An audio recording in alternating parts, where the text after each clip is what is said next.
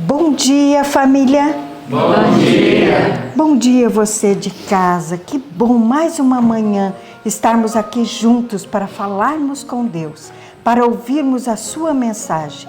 Bom dia, Ana. Bom dia, irmã Beth. Bom dia, Escola de Profetas. Bom dia. Bom dia para você que está em casa. É uma alegria estar com você mais esse dia e que você possa se sentir abraçado por Deus nesse momento.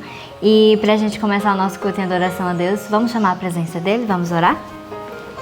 Senhor nosso Deus e bendito Pai, louvado e engrandecido seja o Teu nome, ó Pai, porque nós acordamos esse dia com vida.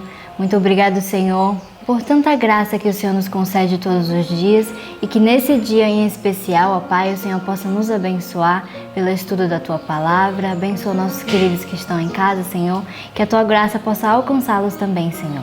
Em nome de Jesus, nós te pedimos essas bênçãos e desde já te agradecemos. Amém. Amém, Senhor. Amém. Como é bom começar amanhã num culto a Deus, né? Sim. É muito bom. Melhor ainda quando louvamos a Ele. Vamos louvar juntos, com todo amor e fervor, o hino Louvemos ao Rei, número 14.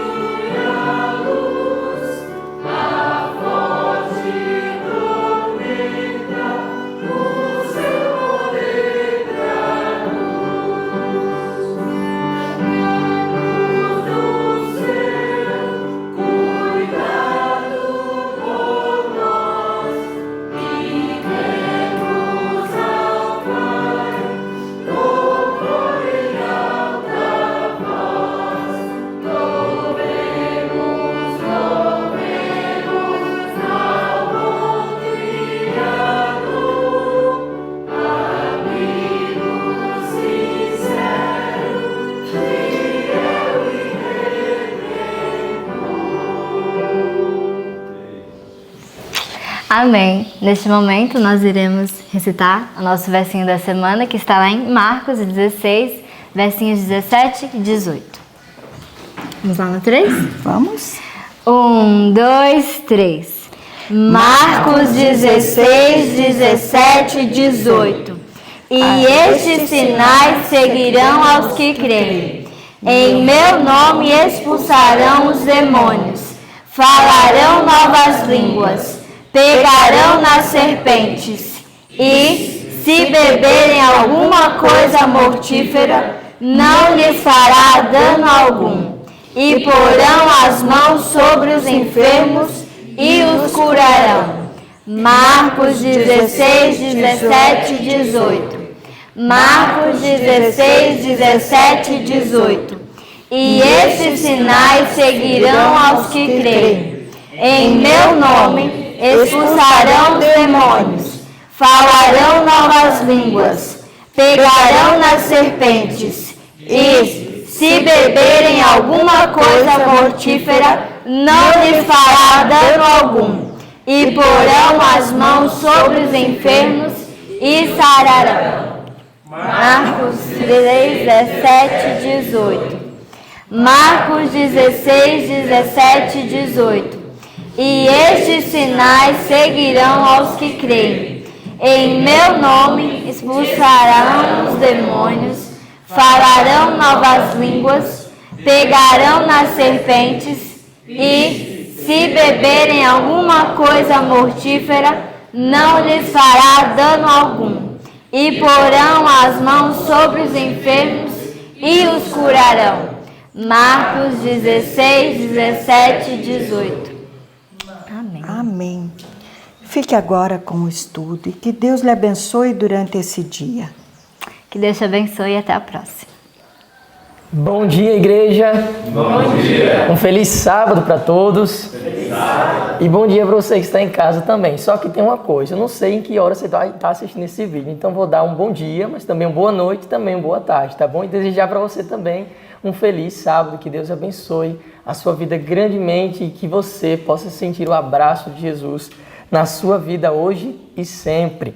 E nessa madrugada nós tivemos o privilégio mais uma vez de estudarmos a palavra de Deus. E você também em casa estudou, o Espírito Santo lhe conduziu, assim como também nos conduziu aqui na Escola de Profetas.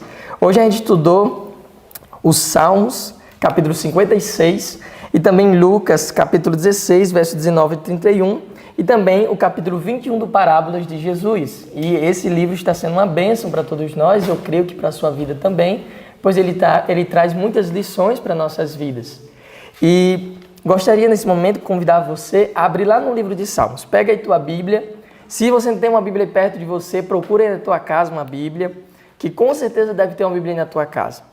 Talvez ela esteja empoeirada, talvez esteja jogada lá no canto, mas vai aí, pega essa Bíblia e abra no Salmo 56, no Salmo 56. Salmos 56. Você já encontrou sua Bíblia? Já abriu no Salmo 56? Se você não abriu ainda, eu vou esperar você abrir para que a gente possa ler todo mundo junto, tá bom? Salmo 56. Eu gosto muito dos Salmos, porque o salmista Davi, ele é um exemplo de como nós devemos agir diante das dificuldades, diante das perseguições, dos desafios.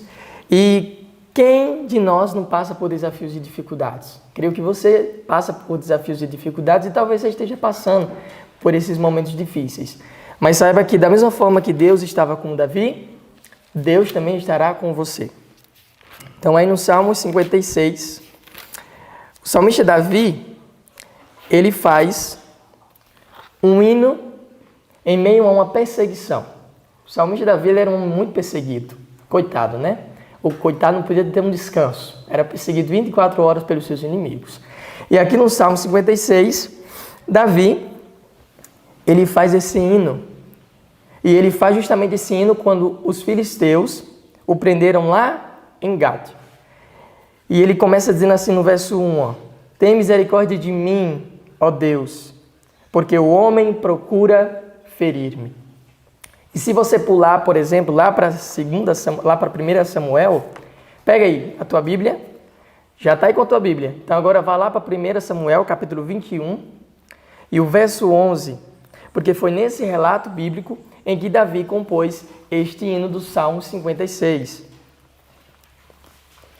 Davi estava fugindo de Saul, ele não era mais aceito no território do povo de Israel, então ele agora estava fugindo para outros povos, outros reinos. E ele foi até Aquis, que era rei de Gate. Então lá em Aquis, ele quis ficar com o rei de Gate porque ele não era mais aceito pelo rei Saul. Então aí no verso 11, no verso 10 em diante, eu vou começar do verso 10 para você entender o contexto, tá bom? Então diz assim, ó: levantou-se Davi naquele dia e fugiu de diante de Saul e foi a Aquis, rei de Gate. Porém, os servos de Aquis lhe disseram: este não é Davi, o rei da sua terra? Peraí. Esse daí não é Davi, aquele que era lá do reino de Saul? Não é a este que se cantava nas danças, dizendo: Saul feriu seus milhares, porém Davi os seus 10 milhares? Verso 12. Davi guardou estas palavras, considerando-as consigo mesmo, e teve muito medo de Aquis, rei de Gate, pelo que se contrafez diante deles, em cujas mãos se fingia doido. Esgravatava nos pórticos das portas e deixava correr saliva pela barba. Então disse Aquis aos seus servos: bem vedes que este homem está louco. Por que o trouxestes a mim? Falta-me a mim doidos para que trouxesseis este para fazer doidices diante de mim? Há de entrar este na minha casa? Então veja só que relato interessante, né? Eu confesso que quando eu li, eu achei muito engraçado. Mas foi através desse momento aqui que Davi ele compôs o hino 56. Quando ele diz: ó Deus, tem misericórdia de mim, porque o homem busca ferir-me. E aí eu gostaria de ressaltar só alguns versos deste salmo. No verso 2 ele diz: os que me espreitam continuamente querem ferir-me, e são muitos os que atrevidamente me combatem. E aí no verso 3 e no verso 4 ele diz algo que é muito interessante. Ele diz assim, ó: em qualquer tempo que eu temer, confiarei em ti.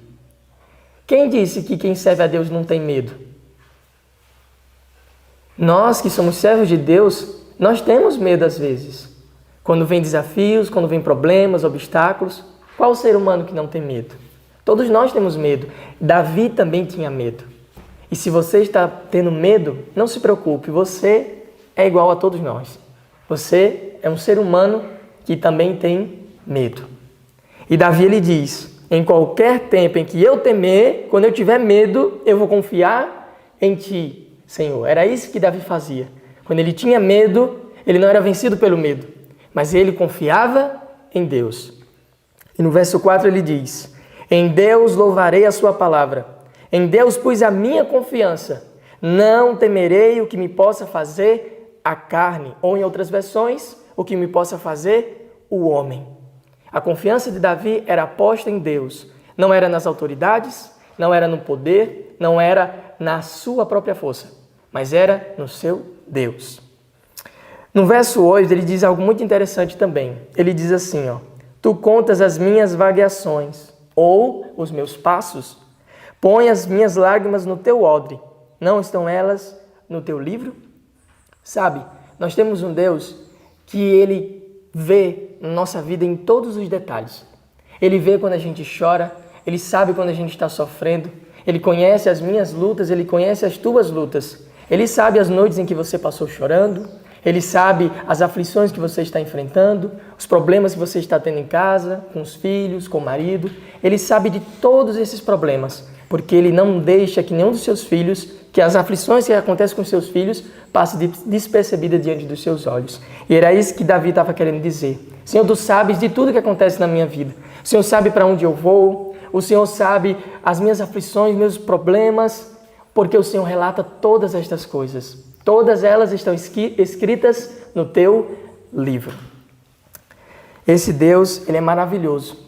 Mas também Ele tem muitas outras lições para nos dar. E agora, pulando lá para o livro de Lucas, no capítulo 16, a gente, continuando aqui a estudar sobre as parábolas de Jesus, a gente agora leu nesta madrugada uma outra parábola, a parábola do rico e do Lázaro.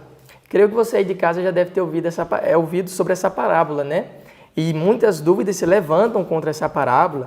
Muitos perguntam se é literal, se não é literal, se é simbólica, se não é. Então não se preocupe que tudo isso a gente vai explicar no decorrer desse estudo, tá bom? Então pula aí lá para o Evangelho de Lucas, meu xará, amigo meu.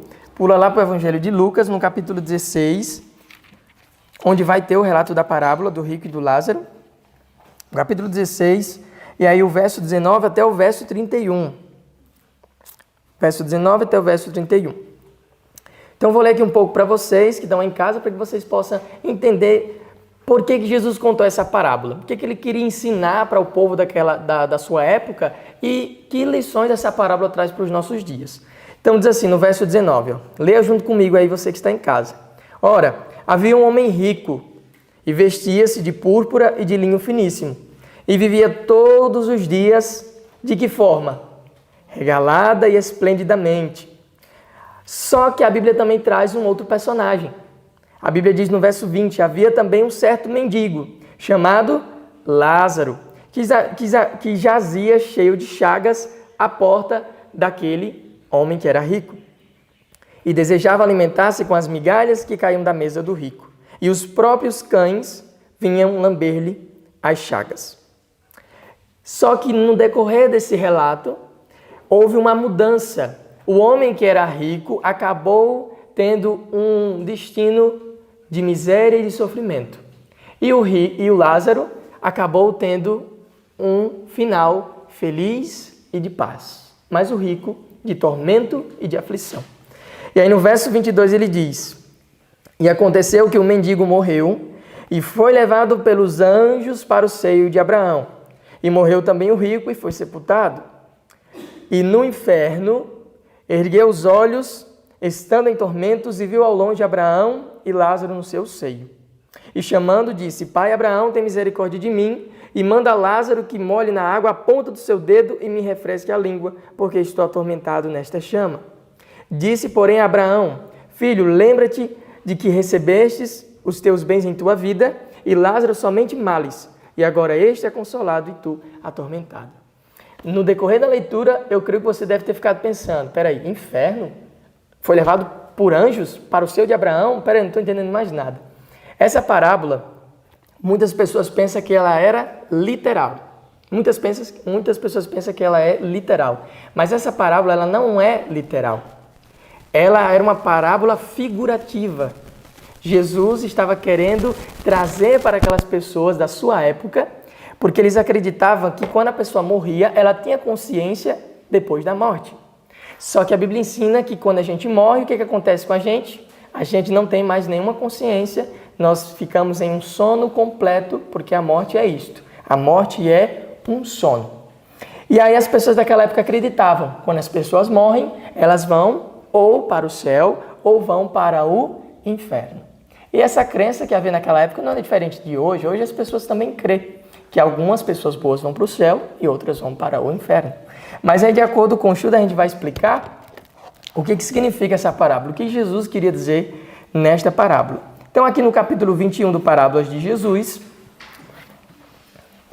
a gente vai aqui esmiuçar um pouco sobre esse rico, sobre esse pobre que era o Lázaro e também sobre essa situação em que ele se encontrava. Tá bom? Aqui diz assim, ó.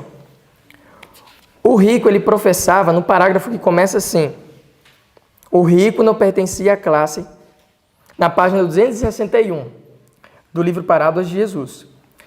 Diz assim, ó: o rico professava ser filho de Abraão, não maltratava o mendigo, nem exigia que se retirasse, porque sua aparência ele era repugnante. O rico, ele não expulsava o mendigo ali da sua porta, porque o mendigo ficava na porta desse Lázaro, desse rico. E ele não maltratava o mendigo, nem exigia que se retirasse, porque sua aparência ele era repugnante. Se este pobre e asqueroso espécime da humanidade era confortado por contemplá-lo ao passar os portais, o rico consentia que lá permanecesse. Só que tinha um porém. Esse rico, ele era egoístamente indiferente às necessidades de seu irmão sofredor. Então, todos os dias aquele rico saía pelos seus portais muito bonitos, cheios de riqueza, e não dava nem atenção para o coitado do pobre do Lázaro. Passava por ali, nem supria suas necessidades, não dava um bom dia, não perguntava como ele estava, se ele precisava de uma ajuda. Ele simplesmente via aquele mendigo como ninguém e como nada. E antigamente as pessoas, elas não tinham a facilidade que nós temos hoje em relação à saúde. Não tinha naquela época tantos hospitais como a gente tem hoje. E aqui no livro traz um relato muito interessante que diz assim, ó: não havia então hospitais onde os enfermos pudessem ser cuidados. Hoje nós temos hospitais onde as pessoas podem ser cuidadas, mas naquela época não era desse jeito. Naquela época era diferente. Veja só como é que era. Os sofredores e necessitados eram trazidos ao conhecimento daqueles a quem Deus confiara riquezas, para que deles recebessem auxílio e simpatia. Assim se dava com o mendigo e o rico. Lázaro estava em grande necessidade. Ele não tinha amigos, não tinha mais casa, não tinha dinheiro, não tinha alimento, não tinha nada. Contudo, era deixado ficar nesse estado dia após dia, enquanto toda a necessidade do nobre rico era suprida. Ele, a quem seria tão fácil aliviar os sofrimentos de seu próximo, vivia para si mesmo, como fazem muitos hoje em dia. Está vendo como é que era antigamente? Deus abençoava as pessoas, essas tinham riquezas, e Deus abençoava elas com um propósito, para que elas pudessem abençoar outras pessoas, necessitadas, pobres, assim como era o Lázaro. Então esse rico, ele recebeu todas essas riquezas, mas não era para ele usar para si, era para ele dar para os necessitados. E hoje em dia não é diferente. Hoje em dia aqueles que possuem riquezas pensam que essas riquezas que eles têm são deles e que eles devem usar para si próprio. Mas não é. A riqueza que você possui, a riqueza que você tem, tudo que nós temos, nunca pertence a nós e nunca pertencerá. Pertence ao nosso Deus, porque Ele é que nos dá todas as coisas. E eu fico imaginando os momentos de festa em que poderia ter na casa daquele rico. Muita comida, né? E a Bíblia diz que Lázaro ficava ali desejando se alimentar das migalhas que caíam da mesa daquele rico, das comidas que entravam naquela casa e saíam. Pense na vida miserável que esse homem tinha. Não tinha mais casa, não tinha mais família, não tinha dinheiro, estava faminto, não tinha nada para comer. E aquele rico, de uma forma tão egoísta, passava por ele e fingia que ele era um pedaço de madeira. Fingia que ele não era nada, não era ninguém. E aí eu pergunto para você, você conhece alguém que é assim, como esse rico?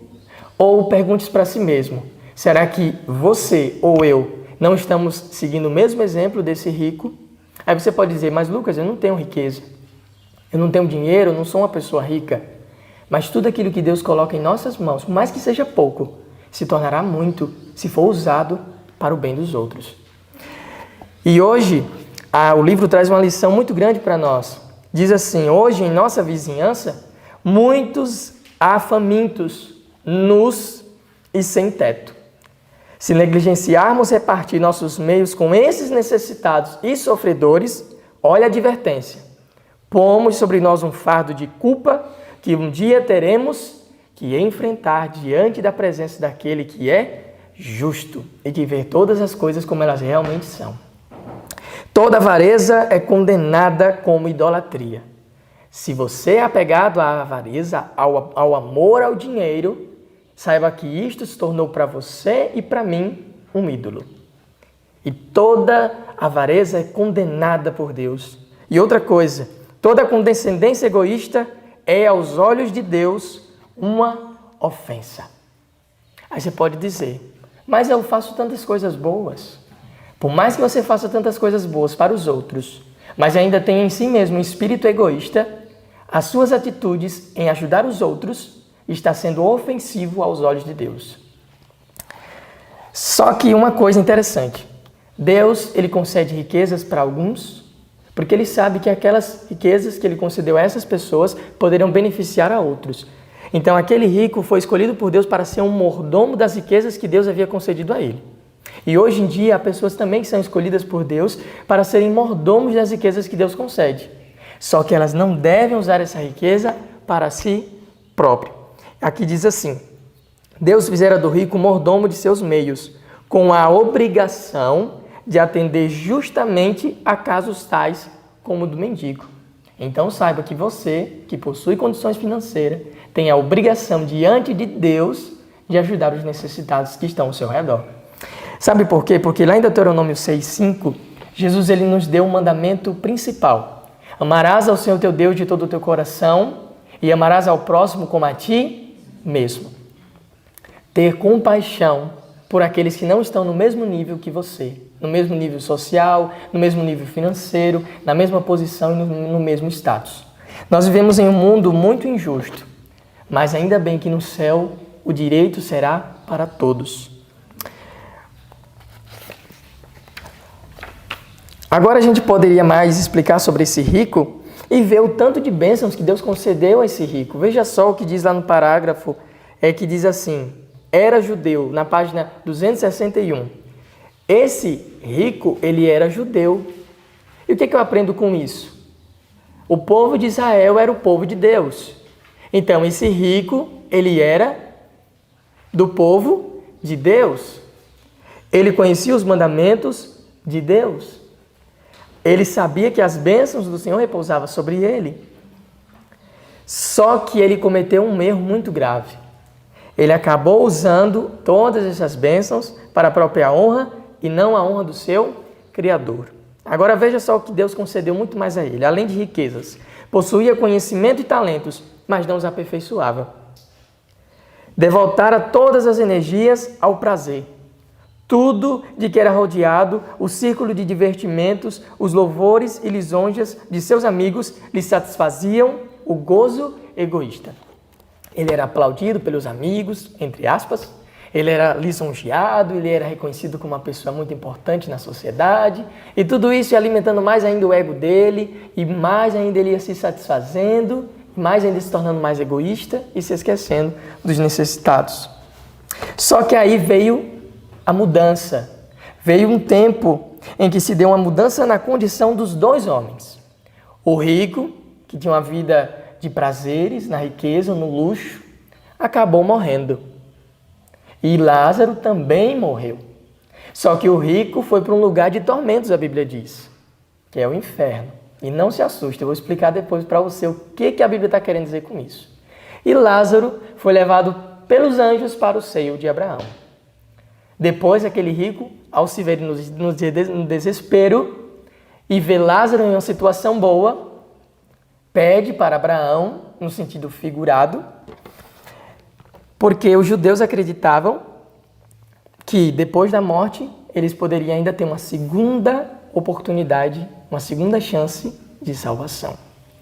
Só que aqui no livro Parábolas de Jesus fala que nesta vida os homens decidem seu destino eterno. Lá no parágrafo que começa, na parábola do rico e Lázaro, na página 260. Nesta vida os homens decidem seu destino eterno. Durante o tempo da graça de Deus, esta é oferecida a toda a alma. Mas se os homens desperdiçam as oportunidades na satisfação própria, segregam-se da vida eterna. Não lhes será concedida nova oportunidade. Por sua própria escolha, cavaram entre eles e Deus um abismo intransponível. Então, essa ideia que os judeus acreditavam que depois da morte haveria uma segunda chance, não era verdade. E era isso que Jesus queria mostrar para o povo daquela época, explicando essa parábola, que é uma parábola figurativa. Tudo que aconteceu nessa parábola não foi real. Foi uma figuração que Jesus ele trouxe para aquelas pessoas daquela época. E aqui fala no parágrafo que diz assim, nesta parábola, na página 263, e agora eu vou explicar um pouco mais sobre os detalhes dessa parábola. Diz assim, nesta parábola, Cristo se acercava do povo em seu próprio terreno. A doutrina de um estado consciente de existência entre a morte e a ressurreição era mantida por muitos dos que ouviam as palavras de Cristo. Então, eles acreditavam que depois da morte haveria uma segunda ressurreição e haveria uma vida pela frente. O Salvador lhes conhecia as ideias e compôs sua parábola de modo a inculcar verdades importantes em lugar dessas opiniões preconcebidas. Apresentou aos ouvintes um espelho em que se pudessem ver em sua verdadeira relação com Deus, para com Deus. Usou a opinião predominante para exprimir a ideia de que desejava todos ficassem imbuídos. Isto é, qual era a ideia que Cristo queria passar para aquelas pessoas ao ele falar dessa parábola? Que nenhum homem é apreciado por suas posses, porque tudo o que lhe pertence é unicamente emprestado por Deus. O mau emprego destas dádivas colocá-lo abaixo dos mais pobres e afligidos que amam a Deus e nele confiam. Cristo desejava que seus ouvintes compreendessem a impossibilidade do homem assegurasse a salvação da alma depois da morte. Então era isso que Cristo estava querendo explicar para aquele povo ao falar desta parábola. É isto que essa parábola ela se retrata, de que o homem ele não pode salvar-se por suas próprias posses ou riquezas. Ele só pode se salvar por meio da graça de Cristo. Era isso que Jesus queria ensinar para aquele povo. Deste modo, Cristo mostra a completa falta de esperança em aguardar uma segunda oportunidade. Esta vida é o único tempo dado ao homem para preparar-se para a eternidade. Então, nós estamos neste mundo para nos preparar para a vida eterna. Depois, quando a eternidade vier e você não tivesse decidido ao lado de Cristo, nunca mais se terá uma oportunidade de salvação para você. A oportunidade de salvação é agora, enquanto nós estamos aqui nesta vida, enquanto nós estamos vivos. Vocês sabiam que depois da morte, nenhum ser humano pode decidir mais para onde vai? Quando a gente morre, o nosso destino é selado ao nós descermos na sepultura. Se você, antes de morrer, aceitou Jesus em seu coração, aí você pode estar pensando, mas o que é aceitar a Cristo? Aceitar a Cristo é você entregar a sua vida a Jesus de uma maneira que não seja mais você que viva, mas Ele que viva em você. E a partir do momento que você entrega a vida a Ele e Ele passa a viver em você, você agora vive a vida de Cristo aqui nessa terra. E ao você morrer, não se preocupe, porque você vai estar dormindo em Cristo. E quando Ele voltar, Ele vai ressuscitar você. Mas, se antes de você descer à sepultura, você não aceitou a Cristo, rejeitou em seu coração, ficou ali com aquele coração endurecido e não aceitou, o seu destino será a perdição. Por que eu estou falando isso para você? Porque é a verdade, a Bíblia apresenta isso para nós de uma forma muito clara. Então é dessa forma que acontece. A única oportunidade de salvação que nós temos é enquanto estamos vivos, aqui, nos preparando para a eternidade. Depois, nunca mais se terá esta oportunidade. Então era isso que Jesus queria falar para os judeus daquela época. Justamente isso. Então é isso mesmo. Os fariseus confiavam em si mesmos, confiavam na salvação por meio de Abraão, mas a salvação, a Bíblia nos ensina que é somente por meio de Cristo. E nesse momento a gente vai ter outro comentário. Esse estudo de hoje ele foi muito tremendo. Eu quero falar sobre a respeito do rico e fazer uma pergunta para vocês. Não sei se o nosso querido Lucas vai falar ou comentar. É pecado ser rico?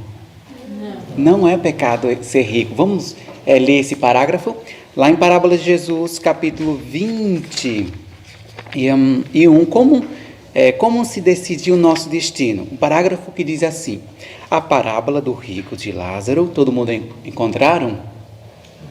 Na página 266, você que está em casa aí para acompanhar também junto conosco, diz assim: a parábola do rico de Lázaro mostra como são avaliadas as duas classes representadas por estes homens no mundo invisível.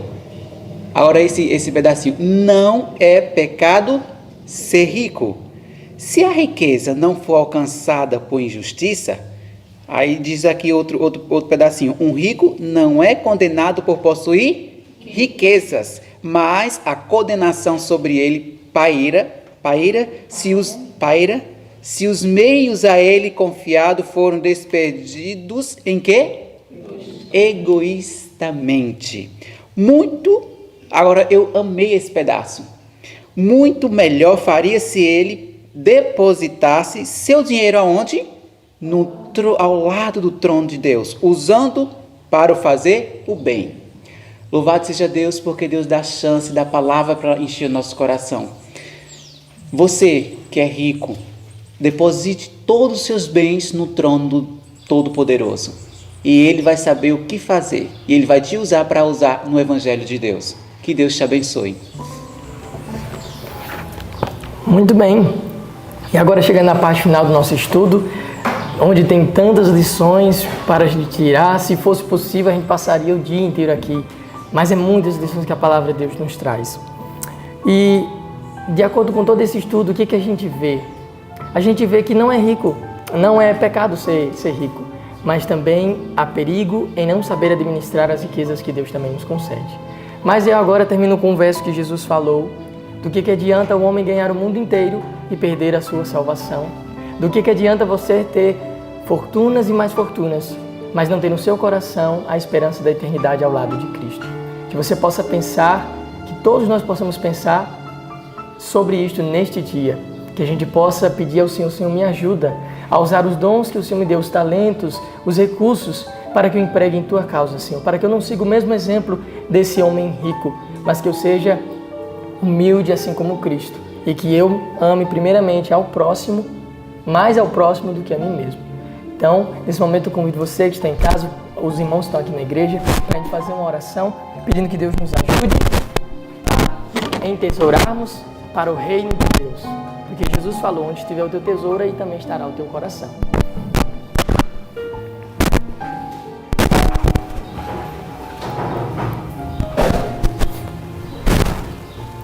Senhor Deus e nosso Pai eterno, nós te agradecemos, Senhor, por estas lições que aprendemos da Tua Palavra. 2 personagens, 2 histórias, 2 vidas, que por mais que tenham sido de uma forma figurada, mas nos traz muitas lições, Senhor. Não nos deixa seguir o exemplo do rico. Não nos deixa, Senhor, sermos egoístas a ponto de não se lembrarmos ou de não se importarmos com as necessidades do nosso semelhante. Nos ajuda, Senhor, a termos em nós o Teu amor pelas pessoas, pelos necessitados, e nos ajuda a usar o que o Senhor tem nos dado, o que o Senhor tem colocado em nossas mãos, para que assim a gente possa aliviar o sofrimento, a dor e a angústia de outros.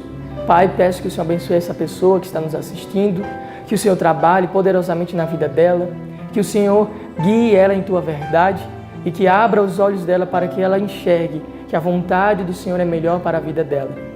Nos ajuda, Senhor, a entesourar não as coisas deste mundo, mas a entesourar as coisas do céu em nossa mente e em nosso coração.